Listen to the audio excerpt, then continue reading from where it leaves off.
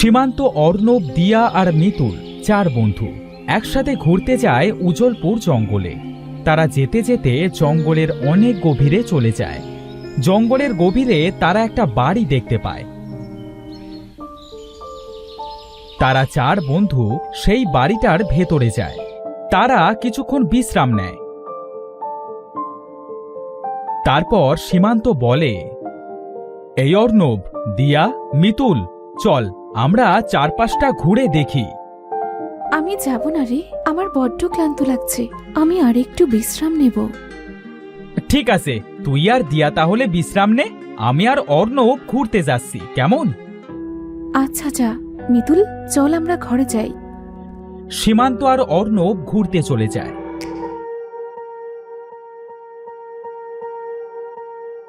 মিতুল আর দিয়া ঘরে এসে ঘুমিয়ে পড়ে।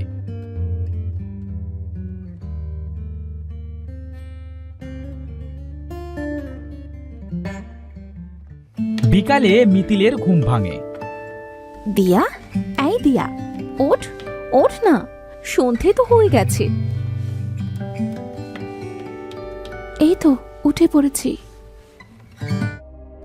কিরে মিতুল, সন্ধে হতে চলল, সীমান্ত আর অর্ণব এখনো আসেনি? না রে দিয়া, এখনো তো আসেনি। মিতুল, আমার কিন্তু ভয় করছে, এই গভীর জঙ্গলে ওরা কোথায় গেল? আজ রাতটা কষ্ট করে কাটাই, কাল সকালে দেখব।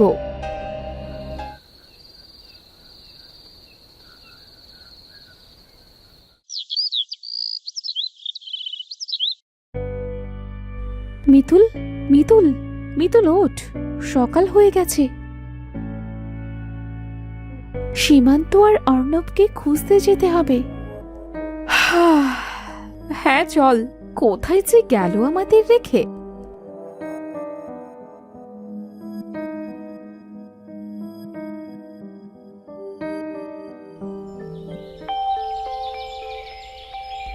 আমরা এক কাজ করি, যে রাস্তা দিয়ে এসেছিলাম এই রাস্তা দিয়েই গিয়ে দেখি অর্ণবদের পাই কিনা।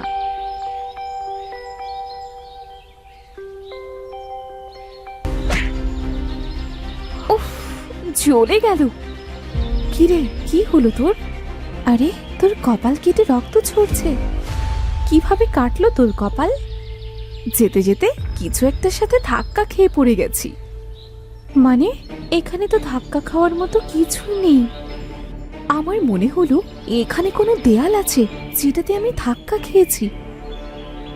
এখানে দেয়াল কোথায় পাচ্ছিস? তাড়াতাড়ি আয় তো। আরে, এটা তো দেয়াল মনে হচ্ছে। এটা কি অদৃশ্য দেয়াল নাকি? কালকে আসার সময় তো কোনো দেয়াল ছিল না। সত্যি তো, কালকে তো আমরা এই রাস্তা দিয়ে এসেছি, তখন তো কোনো দেয়াল ছিল না। কি হচ্ছে এসব আমাদের সাথে? মিতুল, দেখ তো দেয়ালটা ভাঙা যায় কিনা।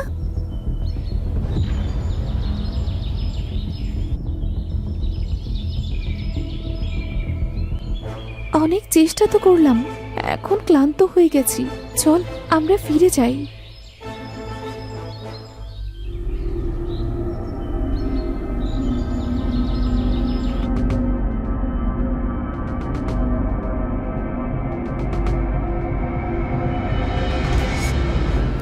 এই মিতুল, অনেক তো বিশ্রাম নিলি, এবার চল না, বাড়িতে যাবার জন্য অন্য কোনো রাস্তা পাই কিনা দেখি। ঠিক আছে, চল তাহলে।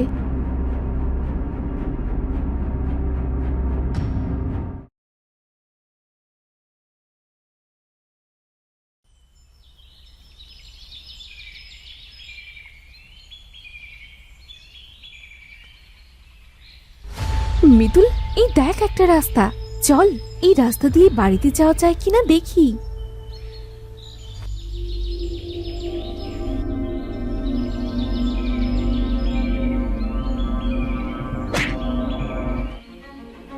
দিয়া, এখানে তো অদৃশ্য দেয়াল, এখন কি করব আমরা?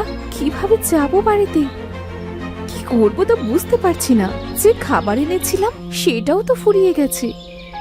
আমাদের তো কিছু খাবারও জোগাড় করতে হবে রে। চল আমরা খাবার মতো কিছু পাই কিনা দেখি।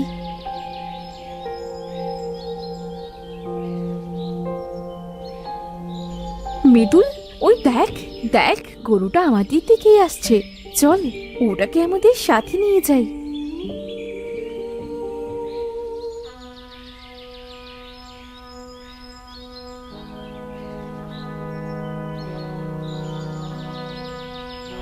গরুটা এখানে বাঁধা থাক। চল, আমরা আমাদের জন্য আর গরুর জন্য কিছু খাবার নিয়ে আসি।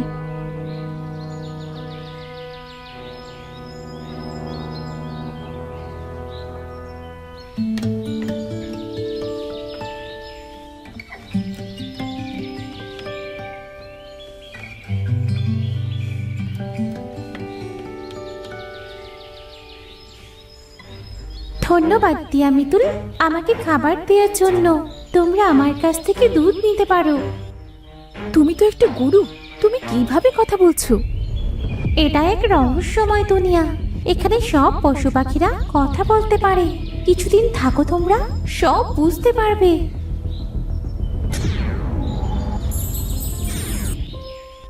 দিয়া, গরুটি কোথায় চলে গেল রে? সেটা তো আমিও বুঝতে পারছি না রে। আচ্ছা, এইসব বাদ দে তো, সন্ধে হয়ে গেছে। চল এখন ঘরে চল, আমরা কালকে আবার বাড়িতে যাওয়ার জন্য অন্য রাস্তা খুঁজবো।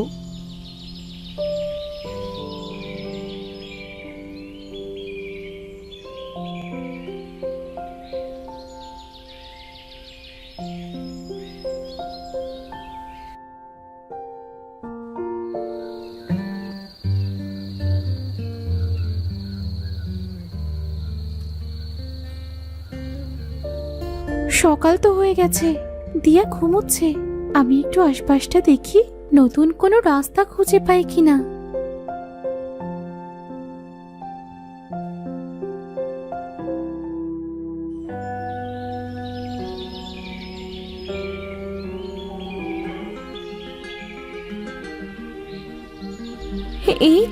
এই তো নতুন রাস্তা।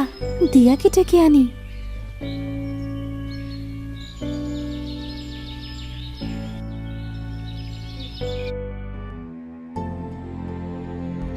দিয়া, এই দিয়া, ওঠ ওঠ। নতুন একটা রাস্তা পেয়েছি রে। চল তো গিয়ে দেখি এই রাস্তা দিয়ে বাড়িতে যেতে পারি কিনা। এখানে আর ভালো লাগছে না, না জানি বাবা মা কত চিন্তা করছে। হ্যাঁ, চল যাই।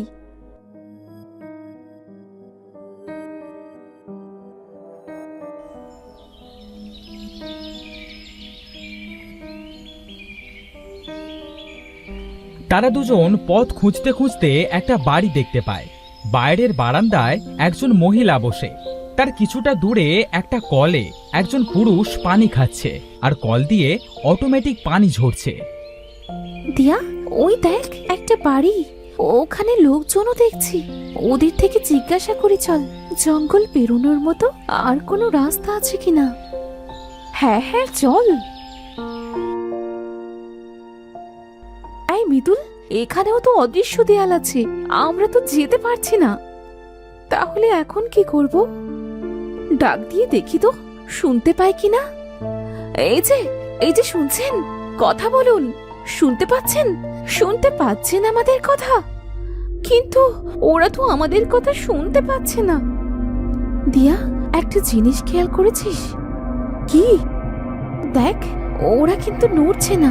মহিলাটা সেই বারান্দায় বসে আছে, আর পুরুষটা কলের কাছে দাঁড়িয়েই আছে।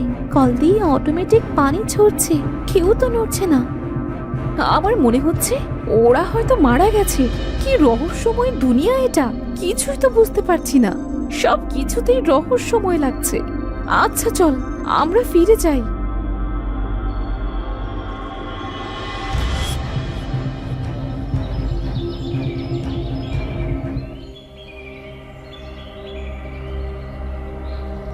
দিয়া, মিতুল, আমার গোড়ায় একটু পানি দাও না।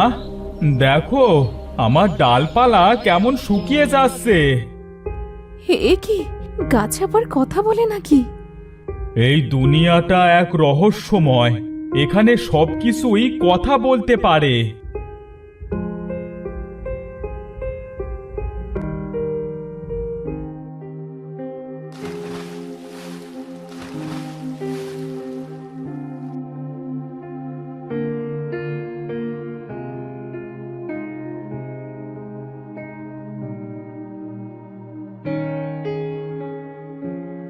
ধন্যবাদ তোমাদের।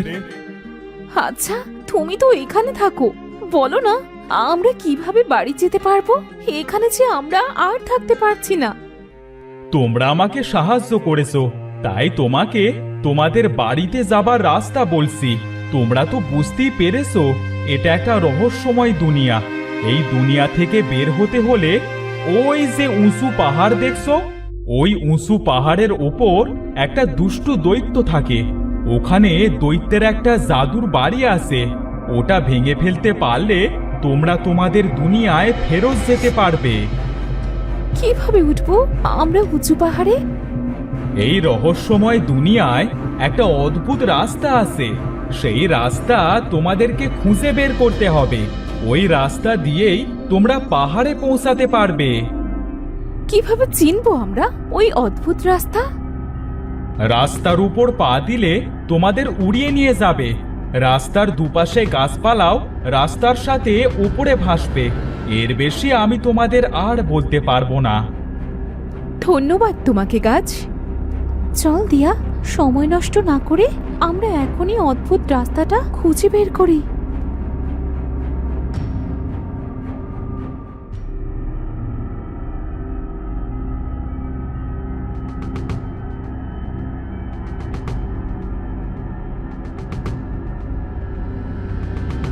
আমরা তো অনেক রাস্তা খুঁজলাম, কিন্তু গাছ যেমন রাস্তার কথা বলেছিল তেমন রাস্তা তো কোথাও খুঁজে পেলাম না।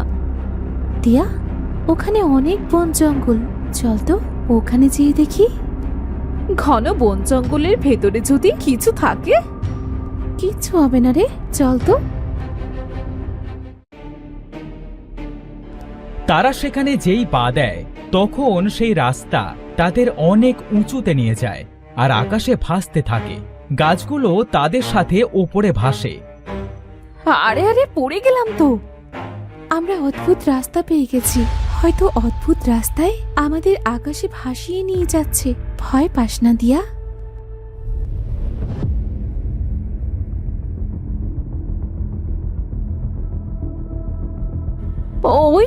ওই তো সেই ঘর। চল আমরা ঘরটাকে ভেঙে ফেলি।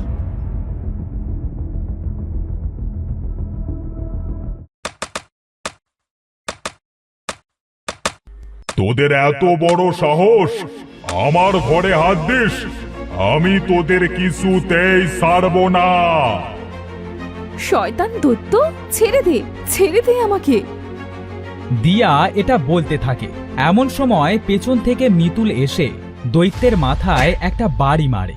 সাথে সাথে দৈত্য সেখানে মারা যায় আর অদৃশ্য হয়ে যায়। এই দেখ, দৈত্যটা মারা গেছে। এবার আমরা এই জাদুর ঘরটা ভেঙে ফেলি। এই রহস্যময় দুনিয়ায় আর থাকতে পারছি না, খুব কষ্ট হচ্ছে।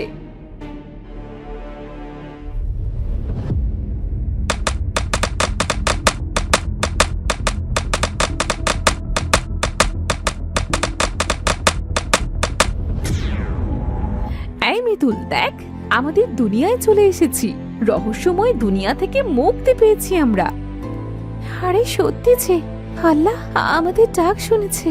শেষে আমরা আমাদের বাড়ি পৌঁছতে পারবো। রহস্যময় দুনিয়ার অদ্ভুত রাস্তা থেকে আজ মুক্তি পেলাম। চল এবার আমরা আমাদের বাড়ি ফিরে যাই।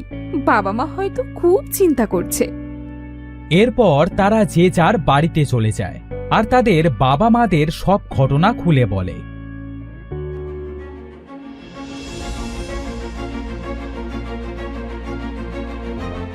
সব শুনে তাদের বাবা মা অনেক কান্না করে।